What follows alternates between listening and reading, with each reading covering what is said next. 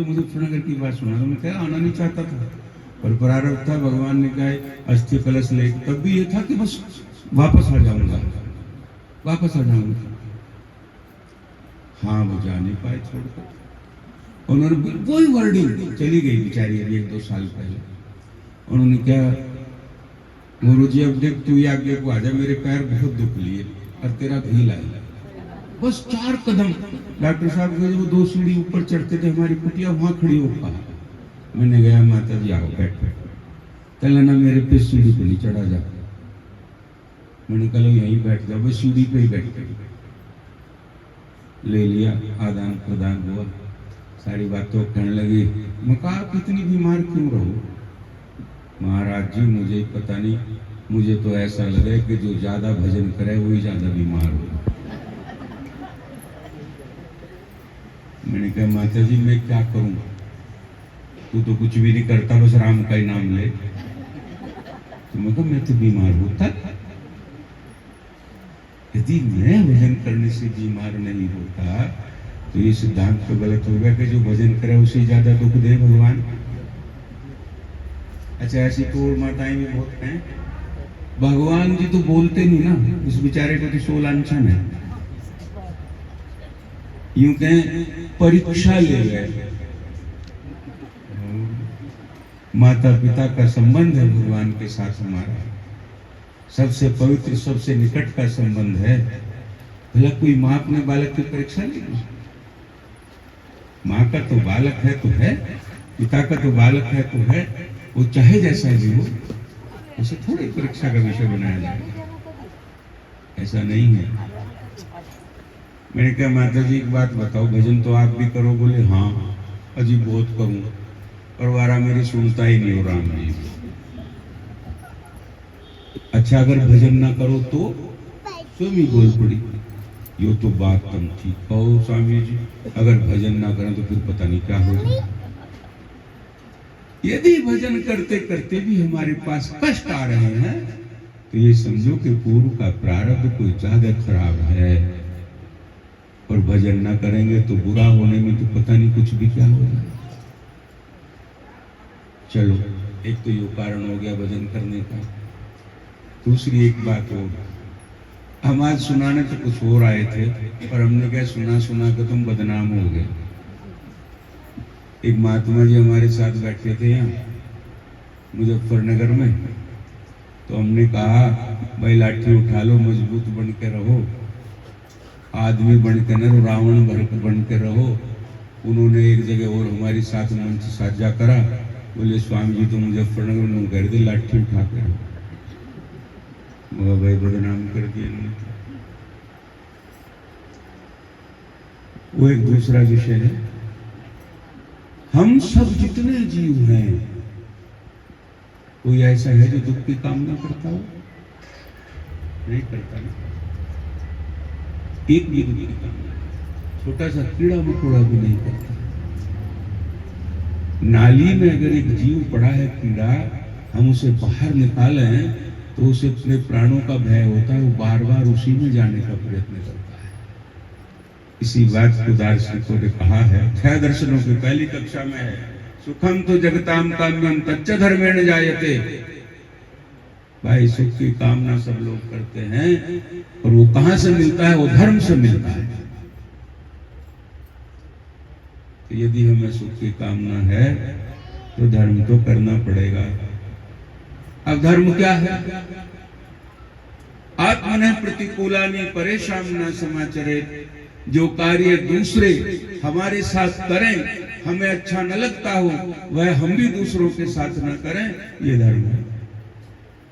हमें कब स्वीकार है कोई हमारे परिवार की मर्यादा को नष्ट करे, कोई हमारी वाणी का विरोध करे, कोई हमारी वस्तुओं का अपहरण करे, कोई हमारा निरर्थक अपमान करे, कोई हमारी शिक्षा में अवरोधक बने, कोई हमारी उन्नति में अवरोधक बने, तो हम किसी के में न बने, ये धर्म हो गया। तो धर्म जीवन का आवश्यक अंग क्यों हुआ? धर्म जीवन का आवश्यक अंग इसलिए हुआ कि हम सब लोगों को सुख की कामना है। जीवन में ऐसा कोई क्षण नहीं जब हम सुख की कामना न करते हो। और सुख की कामना का साधन, सुख की प्राप्ति का साधन दर्शनों की पहली कक्षा में कहा है कि सुखम तो जगताम काम्यम। जगताम माने जितने सृष्टि के जीव हैं तच्च धर्मेण जायते, वो धर्म से उत्पन्न होता है। और धर्म क्या है कि हम किसी के लिए प्रतिकूल कार्य ना करें, जो उसे अच्छा ना लगे वो हम ना करें, दूसरे हमारे लिए ना करें। तो धर्म का पालन हम दोनों पक्ष कर रहे हैं। ये हमारे इसमें कोई खर्च नहीं होता। मेरी ये बात तो सबको याद रहे, मुझे लाठी चलाने को कहे, ये बात नहीं किसी को याद आती, मैं ये भी तो कहता हूँ। मैंने सोची सुभाष जी आज कलम की धो लूं, अपना बैठ के यहीं से लगा था यहीं धो लूं। मैं कहा करता हूं कि अच्छा काम करने में तो कुछ खर्च ही नहीं होता। अच्छा काम करने में कुछ खर्च होता है? किसी को बैठ के माँ बहन भाई किसी को राम राम राम राम करना, इसमें क्या खर्च है बताओ? और अगर एक बीड़ी भी पीनी हो तो बाहर निकलोगे, पैसे जेब में रखोगे, और कई लोग तो ऐसा भी कर दे जब ना हो तो किसी के बिना पूछे उठा ले। एक घर में मैंने देखा कि पैसे उठा लिए, उसने अपनी बीड़ी बाड़ी पी ली और फिर पूछा घर में यहाँ पैसे रखे किसने उठाए? तो घर का मुखिया था, वो नहीं बोला। जब ज्यादा हल्ला मचाया माता ने तो उसने कहा चुप रहो, थोड़ी देर में बता दूंगा, अभी हल्ला ना मचा। फिर बालक जब निकल गए, भली मानस 2 रुपए मैंने उठा ली थी, क्यों आप तार रखी? तो बुरे काम के लिए तो बहुत खर्च करना पड़ेगा। एक झूठ बोलना हो तो कितना खर्च करना, किसी को तंग करना हो तो कितना खर्च पड़ा हो। स्वमेव दहती दाहकः, अगर हमें किसी को कष्ट देना है तो पहले हमें कष्ट देना है। महात्मा इस बात को कहते हैं कि तिल्ली जब दूसरों को जलाती है तो पहले स्वयं जलती है। और कहां से जलती है? मुंह से जलती है, तब जाके दूसरों को जलाती है। तो स्वमेव दहती दाहकः, जो दाहक है, जो पीड़ा देने वाला है, उसको पहले स्वयं को पीड़ा मिलेगी। चोरी करनी है तो रास्ता ढूंढे, कोई देख ना ले। आज नहीं देखा कल परिणाम खुलेगा तो क्या होगा, या उसके पहले या बाद में उसका होगा तो क्या होगा। फिर अदृष्ट से भी डरता है कि भगवान इस चोरी चकारी का, इस बुराई का मुझे क्या फल देंगे, इससे भी ये क्या हुआ? वही हुआ ना जो हम कह रहे कि बुरा काम करने में तो पंकज पंडित जी राम राम भाई, मगर बड़ी जल्दी आ गया, तेरे बिना हमारा जी नहीं लग रहा था। है?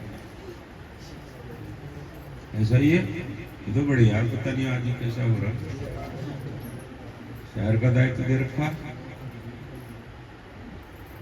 हमारा इसके बिना जी नहीं लगता डॉक्टर साहब। जब देख लिया तो याद आ गई। बुरा कार्य यदि करो, यहां तो सबसे पहले लेकर आया था, पर हमको इससे भी पहले जाने ही। बुरा कार्य यदि करो तो उसमें बड़ा व्यय करना पड़ेगा। लोग करते हैं, लोग करते हैं, और सत कार्य में कुछ खर्च नहीं होता, उसे करते नहीं। क्यों नहीं करते? कि बाहर की इंद्रियां जो ब्रह्मा जी ने बनाई कि परांची खानी वितरणत स्वयंभू तस्मात् परांग पश्यति नान्तरात्मन, इन बाह्य इंद्रियों को जो भगवान ने हमें ज्ञान के लिए दी थी, जो भगवान ने हमें यथार्थ चिंतन के लिए दी थी, उनसे बाहर की ओर ही लगे रहे, भीतर देखने का कभी प्रयत्न ही नहीं किया। बोलो सदगुरुदेव भगवान। एक महात्मा जी मर गए, अब बड़ी रोई, माताएं बहनें बड़ी रोई, और ऐसे ऐसे श्लोक बोल रही, ए बारी कुछ भी कहो, महात्मा था तो बेचारा अच्छा ही, कुछ दिन और जी लेता। मैं उस भीड़ में था, मैं माता जी आगे तो चलो, शव यात्रा ले जाने दो। फिर वो बार बार जब रोड लगी, बेटे एक